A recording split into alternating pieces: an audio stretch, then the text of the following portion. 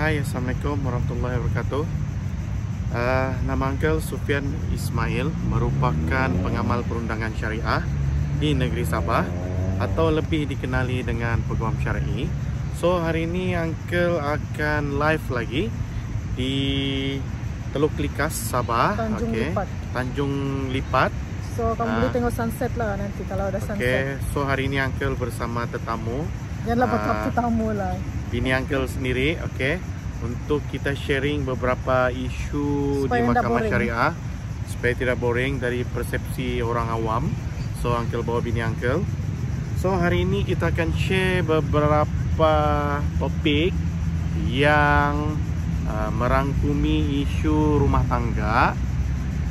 So hari ini apa tajuk tu yang kita mau bincang tu? Hai, saya Len Ramli, saya adalah wife pada ni yang orang sebelah ni. Jadi ini bukan ini bukan kelas rumah tangga, ini just sharing supaya tidak bosan lah kan. Sebab kalau cerita pasal fakta aja ni bosan. So hari ini kita akan cerita pasal punca kenapa kebahagiaan rumah tangga boleh musnah sekelip mata. Ini bukan info daripada kami yang buat. Ini ialah research being done, poin-poin yang sudah dia poin-poin yang dia sudah list downkan. Maksudnya benda yang sudah dibuat kajian oleh beberapa pengkaji terhadap keruntuhan ataupun kebahagiaan rumah tangga itu musnah secara rawaknya di Malaysia. So ada beberapa faktor yang menyebabkan keruntuhan rumah tangga itu berlaku dengan segera. Tapi actually kan tiada orang mau rumah tangga ni musnah, betul kan Dalai? Ya, that's why jauh lah hari ini Uncle serta wife Uncle share benda-benda begini. Mungkin kamu sudah tahu, banyak orang yang sudah tahu tapi mungkin kurang ingat. So Uncle di sini untuk sharing sambil Uncle selitkan dengan isu undang-undang syariah maupun story case Uncle di Mahkamah Syariah, terutamanya di Sabah punya Mahkamah Syariah. So, kau tahu kah ada 274,000 pasangan Islam di Malaysia bercerai mengikut statistik.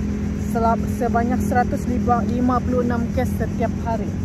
So maksudnya ini merupakan satu angka yang banyak yang Uncle sendiri tidak pasti. Maksudnya kalau tengok 270 lebih ribu ni bukan satu angka yang sedikit disebabkan berlakunya perceraian setiap hari di Malaysia. So ini adalah statistik, ini statistik yang telah direkodkan atau analisa yang telah dibuat oleh pengkaji di mana 200 lebih ribu perceraian telah berlaku di dalam Malaysia. Jadi kita mau usaha daripada suami dan isteri, bukan isteri saja, bukan suami saja.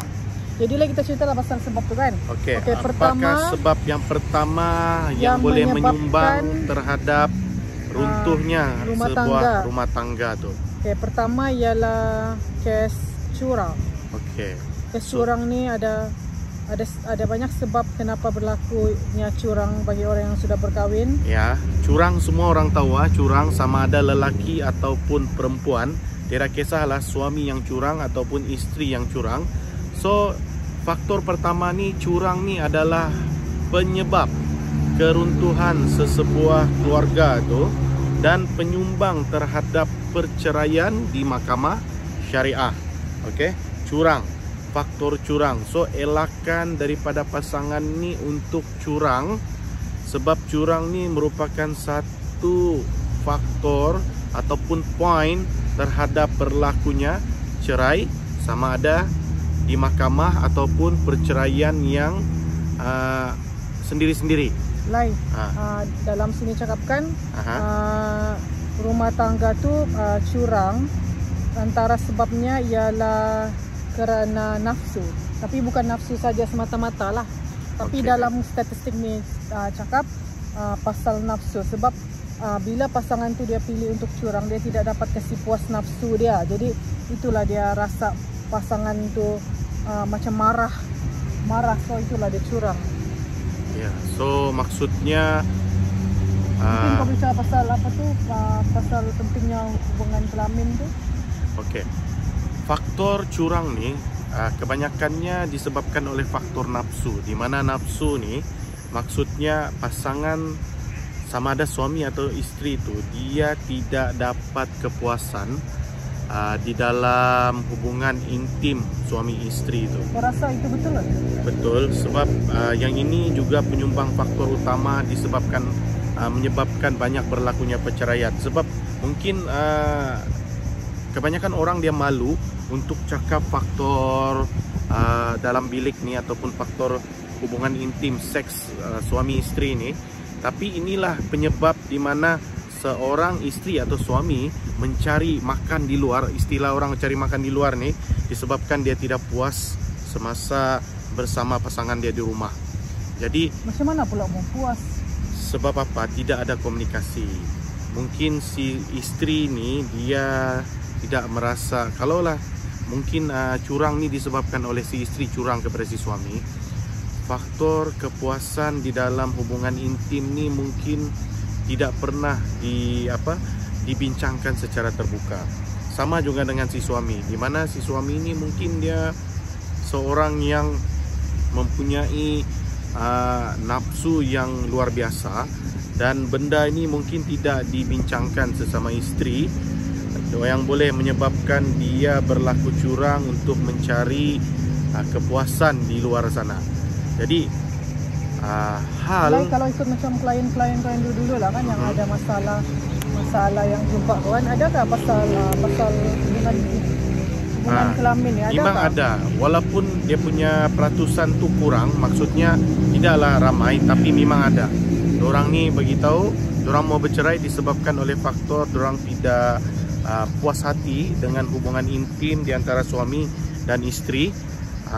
Ada juga yang kadang-kadang isteri itu minta cerai disebabkan mereka ni tidak tahan dengan kekuatan atau nafsu suami dorang yang luar biasa. Oh, artinya bukan pasal lelaki atau pasal perempuan. Yes, dua-dua balance. pun balance lah. Maksudnya kadang-kadang lelaki punya hal, kadang-kadang perempuan yang punya hal. So benda ni penting. Maksudnya di dalam ni kita perlu berbincang secara terbuka di antara pasangan masing-masing. Jangan anggap ni remeh, sebab benda ni boleh menyumbang kepada keruntuhan rumah tangga atau berlakunya perceraian di mahkamah syariah. So next kita jangan pandang ringan lah kan benda-benda berkelamin ni, hubungan kelamin. So masalah poin kedua yang dia dalam research ni cakap ialah masalah kewangan. Okey, yang ini agak banyak. Kalau pengalaman Uncle selaku peguam syar'i, masalah kewangan ni Uncle letak nombor 1. Kebanyakannya perceraian adalah disebabkan oleh suami gagal ataupun culas di dalam memperuntukkan nafkah isteri. Kebanyakan suami ni nafkah anak mungkin dorang bagi, mungkin ataupun ada bagi, tapi nafkah isteri itu selalunya culas. Maksudnya bagi terutamanya isteri yang bekerja, di mana suami ini take for granted untuk memberikan nafkah isteri ini secara konsisten terhadap isteri dia ni. Jadi bab-bab begini pada awalnya mungkin tidak ada masalah. Dia menjadi masalah apabila berlaku pertelingkahan di antara suami dan isteri. Maksudnya apabila ada berlaku pergaduhan, mulailah si isteri akan mengungkit mengenai nafkah isteri, di mana dia akan menuduh si suami gagal memberikan nafkah secara konsisten terhadapnya selama beberapa tahun. Tapi lah duit tidak boleh beli kebahagiaan. Betul, duit memang tidak boleh beri kebahagiaan, tetapi duit inilah juga puncanya berlaku perceraian. Jadi sebagai seorang suami, Uncle nasihatkan kewajipan untuk memberikan nafkah isteri secara konsisten itu wajib. Sebab sebelum terkena batang hidung sendiri, Uncle advice kepada suami-suami di luar sana supaya memberikan nafkah isteri ini melalui online banking lah. Sebab online banking ni, ya ini tips. kurangkan ataupun kalau boleh elakkan memberi nafkah isteri itu melalui tunai. Sebab tunai ni dia tidak boleh membuktikan yang kita menyerahkan nafkah itu secara orang cakap ada saksi. Sebab jarang bukti-bukti ni susah untuk kita zahirkan di mahkamah. Jadi adalah lebih baik kalau kita memberi nafkah tersebut melalui transfer atau online banking. Sebab sekarang ni senang. Apa-apa barang yang kebanyakan kita beli pun, sama ada di Speedmart kah, ataupun di shopping kompleks kah, atau di Bataras kah, di manakah, semua sudah boleh pakai ATM card. Boleh pakai wave, boleh pakai tekan dia punya nombor PIN apa semua kan. So uncle advice semua suami cuba memberikan nafkah secara konsisten melalui transfer. Kenapa? Seandainya ada tuduhan si isteri di mana si isteri menuduh si suami tidak memberikan nafkah, melalui transfer bank inilah boleh kita buktikan di mahkamah bahawasanya dakwaan si isteri itu adalah silap ataupun dakwaannya itu adalah bohong. Sebab apa? Tuan-tuan ni ada memberikan nafkah melalui transfer bank in pada setiap bulan. Jadi jangan pandang ringan terhadap memberikan nafkah kepada isteri. Betul kamu mungkin ada memberikan nafkah keluarga, iaitu beli beras, mungkin beli apa. Sebab perbezaan di antara nafkah isteri. Nafkah isteri ni adalah perbelanjaan pribadi si isteri. Yang kamu beli beras tu itu adalah nafkah keluarga. Rumah. Sebab beras yang kamu beli itu dimakan bersama. Sekarang ni isunya adalah nafkah isteri. Jika nafkah isteri, kita mestilah memberikan nafkah isteri itu bagi kegunaan pribadi si isteri. Apabila si isteri itu dia masih lagi belum menuntut apa-apa nafkah di mahkamah, maka tidak ada satu nilai pun yang telah ditetapkan. Maka di sinilah berilah nafkah isteri mengikut kemampuan si suami. Jangan sampai orang cakap langsung tidak bagi kepada si isteri. Dan uncle advice pula, janganlah bagi nafkah isteri itu sampai nilai dia tu RM50 lah kan. Bagilah nilai orang cakap, kalau boleh kasih kalah lah tu nilai amal lah. Maksudnya pembantu rumah. Kalau pembantu rumah pun kita bagi 700-800 sampai RM1,000, hendakkan isteri kurang daripada tu kan. Jadi kita berusahalah selaku suami ataupun ketua keluarga, cuba untuk memberikan nafkah isteri ni yang orang cakap berbaloi, yang sesuai. Janganlah sampai bagi RM50 lepas tu minta balik RM100. Sebab benda begini selalu diajukan soalan kepada uncle. Dia cakap laki bagi RM50 lepas tu pinjam duit RM100. Menyesal saya dapat nafkah, dia cakap, sebab kena pinjam lagi RM100. Jadi hal-hal begini cuba elak. Janganlah membuat isteri ni macam kita punya tempat banker kan. Jadi hal-hal kewangan ni selalunya menyumbang terhadap perceraian, terutamanya di negeri Sabah. Okey, like orang cakap, menurut American Journal of Sociology, ramai pasangan ni dia ambil keputusan untuk bercerai sebab suami dia tidak bekerja. Yang ini memang banyak berlaku terutamanya di negeri Sabah. Perceraian berlaku disebabkan oleh kegagalan suami dalam memberikan nafkah atau memperuntukkan nafkah atau memberi perlindungan tempat tinggal disebabkan suami yang tidak bekerja. Jadi kalaulah suami ini tidak mampu untuk bekerja, uncle nasihatkan supaya janganlah kamu memilih suami yang tidak bekerja. Macam mana kalau yang kena asyik berhenti tiba-tiba tu? Tapi sebab itu boleh cari kerja, boleh ada simpanan, boleh ada pengalaman cari sebab kerja gini, balik bahkan. Kalaupun kena kasih berhenti kerja, janganlah sampai suami itu sanggup tidak bekerja lama sangat. Orang cakap sampai 4-5 bulan tidak bekerja. Kalau sebulan 2 bulan tu mungkin dalam proses pencarian kerja. Janganlah terlalu memilih kerja. Kerjalah apa-apa kerja yang halal. Jangan terlampau mengikut standard. Mustahil juga bahkan kalau tiada kerja tu. Selalunya begitulah alasan suami ini, dia tidak mau bekerja, dia cakap belum dapat kerja. Tapi bila ditanya berapa lama sudah anda kerja? 2 tahun. So Tidak masuk akal. Alasan 2 tahun tidak bekerja sebelum dapat kerja ni merupakan satu alasan yang tidak munasabah yang boleh diterima oleh mahkamah. Okey, orang Sabah cakap alasan berdukang lah. Maksudnya apa kalau apa kita berdukang tu? Kau ni balik-balik saya berdukang. alasan berdukang ni alasan Tidak, apa berdukang tu apa? berdukang ni ikat. Oh. Maksudnya tidak munasabah lah seorang suami itu bagi alasan tiada kerja disebabkan belum dapat kerja dalam masa tempoh yang agak lama, iaitu tempoh sampai bertahun-tahun. Jadi kan lah bila orang ni tekanan sebab dia tak cukup pendapatan, jadi ini yang selalu bikin dong bergaduh ni, itulah dong selalu mengungkit tu lah yang tak lampau berjadi bercerai tu kanan. Ya. So elakkanlah diri terutamanya suami ini daripada tidak bekerja. Kalau kamu tu dalam proses mencari kerja, cepat-cepatlah cari kerja dulu untuk menampung keluarga kamu. Okay, ada lagi satu, macam mana kewangan ni boleh menyebabkan rumah tangga tu hancur, ialah pendapat yang berbeza cara pasangan itu berbelanja kan. Contohnya macam laki ni kaki tangan kerajaan, tapi bini suka beli LV contohnya. LV kan berapa ribu, dia kaki tangan kerajaan kan mungkin 1 bulan soal gaji dia tu untuk beli beg LV itu je. Itu juga salah satu faktor. Jadi yang ini maksudnya dia terkena isteri yang terlampau boros lah. So di dalam perbelanjaan tu sepatutnya suami dan isteri tu seharusnya mempunyai komunikasi yang baik, di mana kalau boleh kita kena ukur baju di badan sendiri. Kalau pendapatan 3,000, berbelanjalah dengan cara berpendapatan 3,000. Jangan orang cakap kita gaji 3,000 tapi berbelanja sebanyak RM5,000 dan terpaksa lagi meminjam duit. Jadi bab hal-hal begini ni apabila berterusan dia akan menjadi beban. Mungkin bebannya terhadap, tengoklah kalau yang membazir tu suami, mungkin akan menjadi beban sama isteri.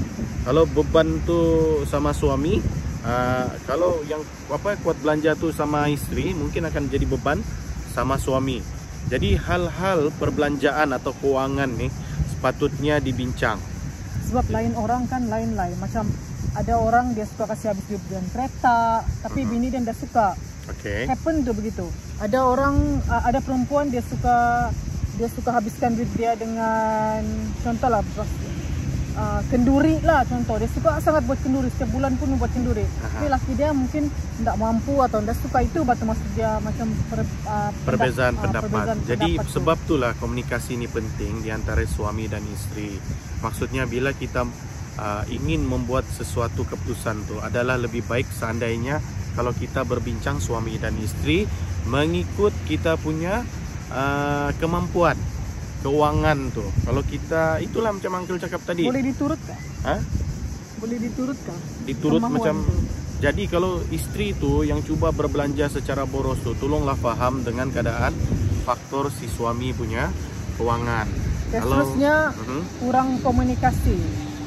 Yang banyak kali saya dah cakapkan tadi. Komunikasi tu sebab yang tadi punya hal tu, yang tidak sependapat tu, dia berkaitan dengan komunikasi. Seandainya tidak ada komunikasi di dalam hubungan rumah tangga ni, itulah yang menyebabkan si isteri itu ataupun si suami itu akan berbelanja tidak mengukur badan sendiri. Macam mana mau berkomunikasi dengan efektif? Maksudnya rasa, macam mana mau bercerita? Cubalah bercakap dalam keadaan yang tenang. Berbincang dengan isteri ni dalam keadaan yang si isteri itu bersedia untuk berbincang. Janganlah kamu pula pilih masa bini ni period kan yang sikit-sikit naik marah. Sikit-sikit naik marah. Cubalah pilih mungkin try berbincang selepas solat kah ataupun selepas makan kah kan. Try berbincang dengan isteri mengenai hal-hal rumah tangga. Bukan akhirnya bergaduh lah tu kan? Apa tu? Bukan akhirnya selalu bergaduh lah kalau berkomunikasi. Cuba elakkan daripada pergaduhan. Cuba cari satu, orang cakap solution. Cari masa kan? Cari masa berdua-duaan. Orang cakap bawa bini dating pergi minum, mungkin teh tarik kah, bawa makan pergi apesta kah apa kan. Try untuk bincang macam mana cara untuk menyelesaikan masalah keuangan keluarga. So seterusnya kan dia cakap di sini tidak boleh mengendalikan perbezaan di antara suami dan isteri. Contohnya dalam banyak hal lah. Macam salah satunya macam makin jauh pula bang. Salah satunya mungkin dia mau pergi kedai ini tapi laki dia tidak suka pergi kedai ini contohnya. Ataupun pasal anak pun boleh bergaduh. Contoh macam dia suka anak dia pergi sekolah Cina. Tapi laki dia cakap sekolah Melayu pun cukup sudah. Itu contohnya. Macam perlu ada antara pergi sekolah agama. Laki dia cakap anda perlu. Itu perbezaan pendapat yang dia maksudkan sini tu. Okey.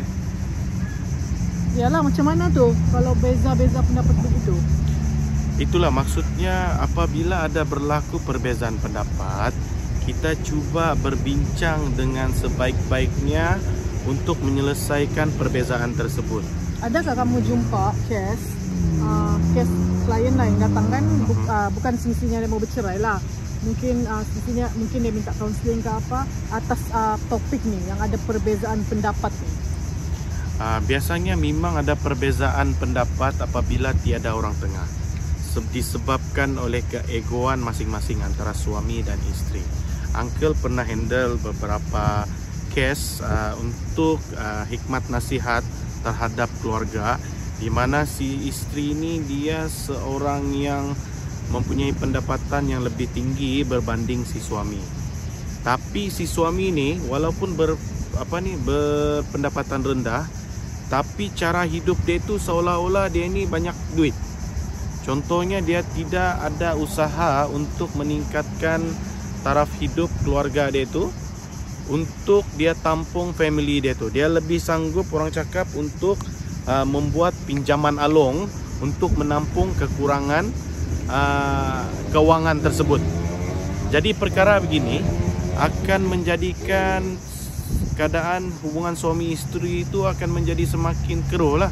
Kenapa keruh? Sebab dia pinjam along sebab dia mau tambah. Ya, dia mau bertambah keluarga kan untuk tambah diri dia sendiri. Untuk menampung kekurangan yang berlaku. Contohnya bila anak mau start belajar awal tahun. Anda apalah kalau begitu kan?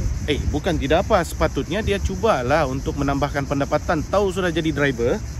Sepatutnya kalau tahu jadi driver, dia boleh buat part time, mungkin Grab, mungkin Maxim ataupun apa-apa healing yang menyediakan perkhidmatan yang lepas kerja punya lah. Yang lepas kerja ini tidak. Dia lebih suka pergi lepak, minum ataupun pergi jogging konon ataupun pergi tidur, rehat, sedangkan dia masih lagi boleh buat part time untuk menambah pendapatan. Ini isteri dia pula yang terpaksa selepas kerja pergi buat part time, buat kerja lain untuk menambah pendapatan. Sedangkan tugas suami ini adalah memikul tanggungjawab untuk menyara keluarga, bukannya isteri. Tapi si suami lah pula macam orang kaya. Dia lah pula pergi lepak minum sama kawan-kawan. Bini ini berhempas pulas yang terpaksa outstation untuk keluarga dia. Jadi benda begini sepatutnya cuba suami elak.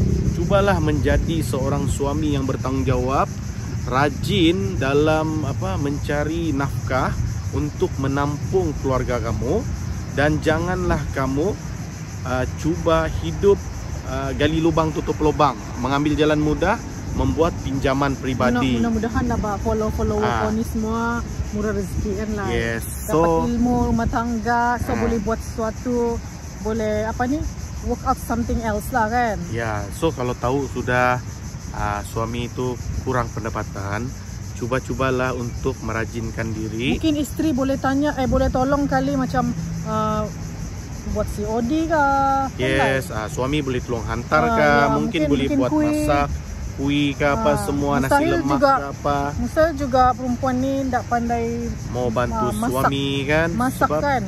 So benda-benda begini apabila dibuat perbincangan secara orang cakap hati ke hati, InsyaAllah suami isteri itu bolehlah muafakat untuk menambah pendapatan macam dengan kita dulu bang.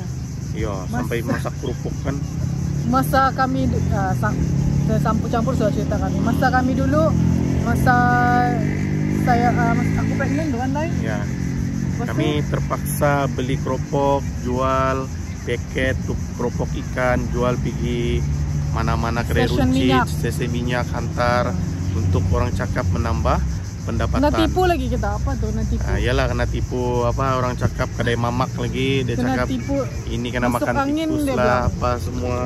So benda-benda ni pengalaman semasa kami mula-mula baru mau ada keluarga, di mana kami terpaksa buat banyak part time untuk menambah pendapatan yang kurang. Jadi komunikasi antara suami isteri itu sangat penting supaya benda-benda begini diketahui oleh pasangan masing-masing, supaya dia tidak menyangka yang negatif. Sebab kebanyakan isteri ni dia tidak puas hati sama suami dia ni apabila dia tahu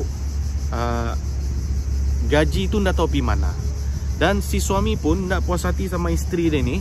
Dia anggap suami isteri dia ni kedekut. Kenapa nak mau tolong dia kunun untuk bantu keluarga ni.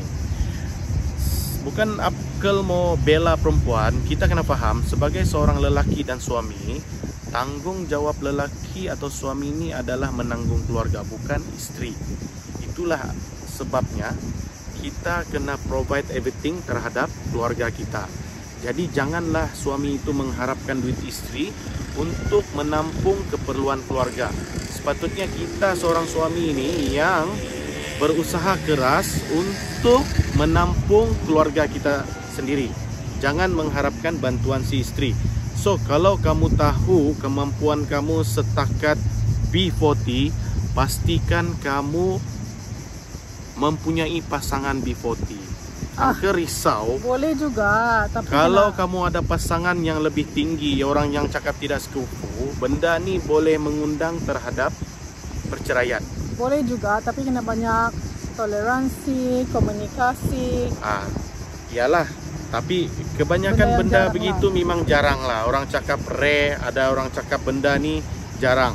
Jadi kalau kamu tahu kemampuan kamu tu tidak mampu untuk menyara orang yang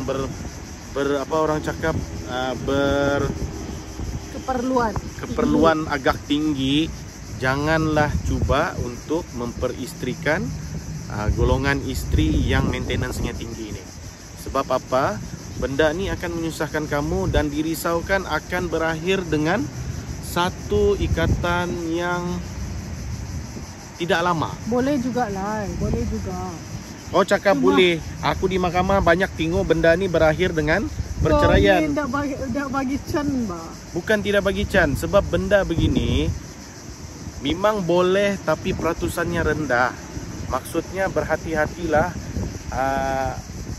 memilih pasangan tu yang boleh kamu bawa bincang, yang boleh kamu cakap sama-sama mengharungi kehidupan rumah tangga, kan? Sebab kebanyakan yang berlaku aduan daripada pihak yang bercerai ni, di mana suami atau isteri ni dia tidak sanggup susah. Terutamanya si isteri lah. Dia cakap sebab si isteri ni kebiasaan sudah hidup senang, bila kahwin sama saya susah, akhirnya saya tidak dapat bagi apa yang dia mau, saya terpaksa lepaskan dia. Ini ikut kajian kau lah. Bukan ikut kajian, mengikut pengalaman kes yang telah memfailkan cerai di firma kami lah. Jadi bab-bab begini ni jangan ambil ringan. Jangan ambil ringan. Sebab apa? Kadang-kadang masa bercinta tu semuanya okey. Dia cakap benda ni boleh boleh dielakkan lah apa, tapi bila sudah ialah jadi, lepas tu yang masalah besar dia apabila berebut anak. Okey. Di mana anak ni akan menjadi perebutan apabila berlaku perceraian. So, elakkanlah daripada benda begini terjadi terhadap kamu. Okey. Okey, ini yang poin ni yang seterusnya ni paling sensitifnya. Ya, sensitif dan dia sensitif tapi benda yang mungkin kita kita perlu terima. Ini ialah poin yang dikaji, ditanya, disurvey oleh lelaki. Okay, soalan ni ditanya oleh lelaki ya. I mean this question is being researched dia punya participant tu lelaki. Tambah berat badan. Maksudnya menggumuk. Okey, dah tahulah siapa yang gemuk, bini ataupun laki. So, tapi yang kerasa poin ini adalah disebabkan bini yang gemuk. Jadi benda-benda begini angker harap benda ni banyak berlaku, di mana apabila berlakunya perkahwinan tu sudah banyak anak ni, isteri akan mulalah mengembang ataupun mulalah untuk berat badan tu meningkat. Jadi apabila berat badan tu meningkat, suami pun mulailah komplain terhadap peningkatan saiz badan si tapi isteri itu sendiri. Positively lelaki kena cari solution, bukan mau buat gitu je. Sebab nanti kalau faham tak maksud aku? Solution faham. Untuk macam mana cara dia mau kasih kurang berat badan tu perlu duit. Yes.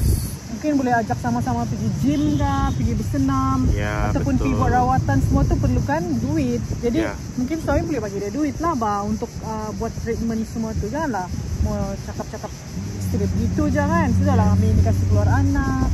Ya, that's why lah benda macam ini Uncle mau kasih tahu, gemuk dan kurus ni disebabkan oleh perlakuan kita bersama. Maksudnya disebabkan oleh kelahiran anak, maka si isteri itu akan mengembang disebabkan oleh kelahiran anak. So apa solution yang perlu kita buat adalah cuba bincang suami dan isteri supaya si isteri ini boleh mendapatkan rawatan bagi menyelesaikan masalah saiz badan. Bukan senang tu lah.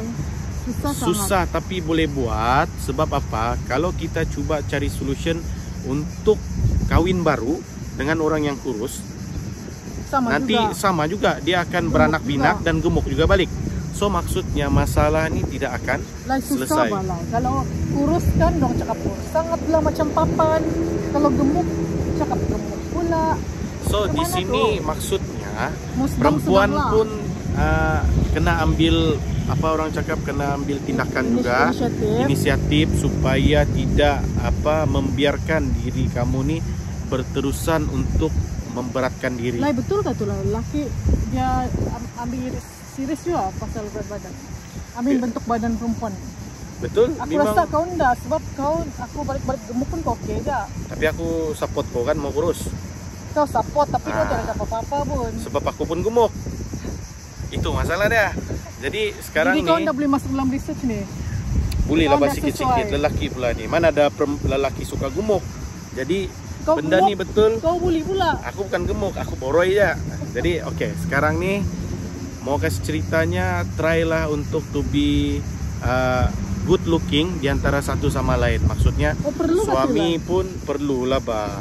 Maksudnya suami pun perlu jaga keterampilan, isteri pun perlu jaga penampilan. Why I'm saying this because saya nampak dia relax je. Sempoy je dia ni. Yalah, sebab kita menghormati isteri yang sudah penat beranak. Okey, macam uncle punya bini ni beranak sudah sampai 6 kali. So kalau dia gemuk pun pasal tu, kita kena appreciate lah kegemukan dia tu. So alhamdulillah dia pun pandai menguruskan diri lah. Okay.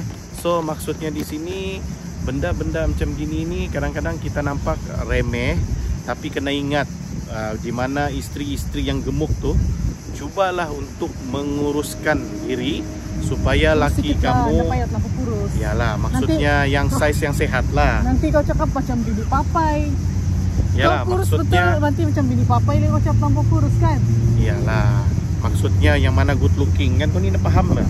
Orang cakap tadi yang good looking. Itulah kita mau cerita ni supaya kita paham. So benda-benda begini tolong jangan ambil ringan, sebab benda ni kadang-kadang boleh menyebabkan sikit demi sikit akan jadilah kekeruhan ataupun jadi nanah sampai boleh mengundang terhadap perceraian berlaku. Like kau tahu kah ada macam-macam tajuk, bukan macam-macam sebab orang boleh runtuh rumah tangga ni, macam stupid question reason je. Yalah. Contohnya macam ini dalam research research yang dingdan supaya kita share loh apa tu yang alasan bodoh-bodoh tu. Suami tidak pandai melakukan hubungan seks. Bayangkan ini dalam research sumber daripada Jabatan Kehakiman Syariah Selangor dan Penyelidikan Kosmo. Suami tidak pandai melakukan hubungan seks. Saya tidak tahu lah macam mana apa yang dah pandai itu, kita pun susah mau cakap, tapi itulah alasan. Yang kedua, punggung isteri menggerutu. Yang ini sebab dia boleh ada Apa di tu? dalam section. Kudis-kudis kali ah? Mungkin sebab kecacatan perempuan ni boleh di-apply daripada cerai fasa. Okey. Seterusnya, Isteri mengotorkan kopiah suami kerana tidak mahu suami menghabiskan masa berborak di surau. Mungkin betul juga lah, Lai. Kalau kopi di surau, janganlah kau lama-lama bercerita sana. yalah, tapi ndaklah sampai kasih. Nah, ini yang dalam research. Iyalah. Jadi mungkin sebab itulah. Macam kalau aku kan, kopi masjid kan sampai jam berapa? 8 cukup lah. Ini jam 10 pun belum sampai rumah. Contoh bah begitu. So maksudnya suami apabila pergi masjid tu kena Pam-pam lah. janganlah orang cakap selalu Menghabiskan masa lebih-lebih berborak bersama kawan di Sebab masjid lah. kami mau kau balik, kami mau bercerita. Lepas tu mungkin kalau tiada amma tu boleh. Okey, terus masuk yang lain lagi. Boleh jaga anak. Okey, yang lain lagi Kenapa terus. kau ni orang bagus-bagus explain. Iya, semua. orang sudah paham sudah tu pasal masjid. Lepas tu?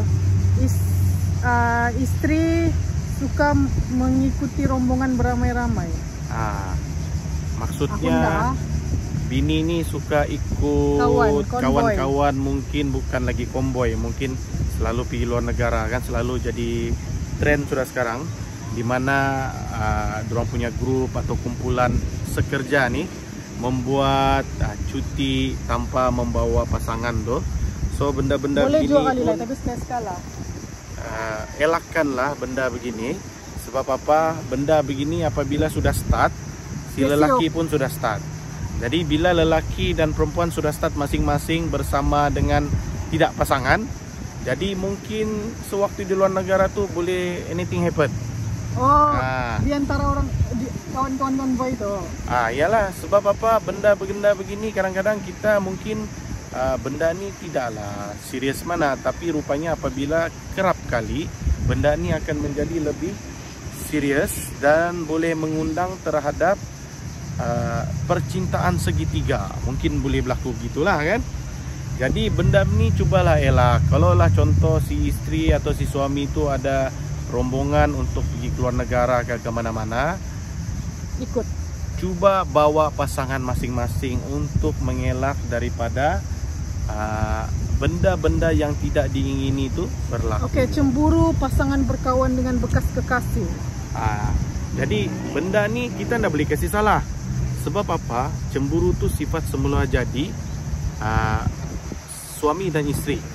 Jadi kalau kamu tahu pasangan kamu ni cemburu terhadap pasangan kekasih, bekas kekasih kamu, elaklah untuk berhubungan semula terhadap bekas kekasih. Boleh coba kawan-kawan je. Cubalah elak kalau kamu tahu suami juga kamu batas. ni kuat cemburu. Jadi benda ni boleh dielakkan. Kalau sudah tahu laki itu kuat cemburu, kalau laki tidak kuat cemburu, okey lah, elaklah kamu kan. Tapi kalau yang kuat cemburu tu elakkan daripada berhubungan dengan bekas kekasih. Kuat. Jadi jangan coba. So seterusnya. Okey, suami tangkai jering. Apa maksud itu? Kedekut lah bah, tangkai jering tak tahu. Alias tai hidung masin. Tai hidung masin kau bilang tu. Sebab benda ni, kes-kes begini ni ramai yang jadi. Ini yang orang bercerai kan? Maksudnya orang bercerai ni disebabkan pasangan ni tai hidung masin, terutamanya suami lah. Di mana suami dia ni agak kedekut di dalam memperuntukkan apa-apa belanja. So si isteri saja yang terpaksa keluar duit. Jadi perkara begini menyebabkan banyak isteri yang membuat tuntutan perceraian disebabkan tidak tahan. Si isteri terpaksa mengeluarkan belanja untuk menanggung keluarga. Okey Lai, mungkin kau bisa lihat kalau macam suami yang tidak mau bagi nafkah tu kan, tapi dah semestinya dong mau bercerai. Jadi apa yang sepatutnya dorang boleh buat? Okey, seandainya kamu masih sayang suami dan kamu ni tidak mau bercerai, tapi laki kamu ni tangkai jering ataupun tai hidung masin, Uncle advice Jumpa dulu dengan pengamal perundangan ataupun lebih dikenali dengan peguam syar'i untuk membuat tuntutan nafkah. Mungkin suami kamu ini terlupa yang dia tu wajib bayar nafkah. Dia sengaja. Jadi cuba kasih ingat dia melalui tuntutan undang-undang.